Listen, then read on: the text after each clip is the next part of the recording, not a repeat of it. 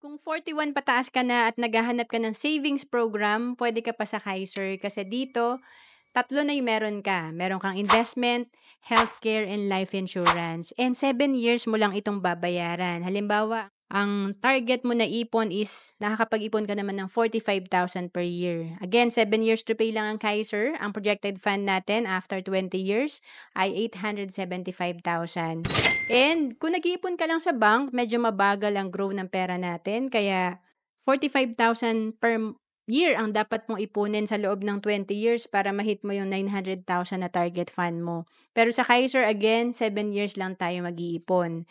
And mag-sample tayo dito kung nag-start ka at the age of 43, ang projected fund mo, pag edad mo ng 65, nasa 1 million. Kung nag-start ka naman at the age of 42, meron kang 1.1 million projected fund pag edad mo ng 65. And kung mas bata, at the age of 41 tayo nag-start, nasa 1.2 million ang projected fund natin. So again, mas maaga tayo nag-start, mas mabilis din at mas malaki ang ating projected fund. To know more about Kaiser, message mo na ako sa FB, Roan Celis Capistrano.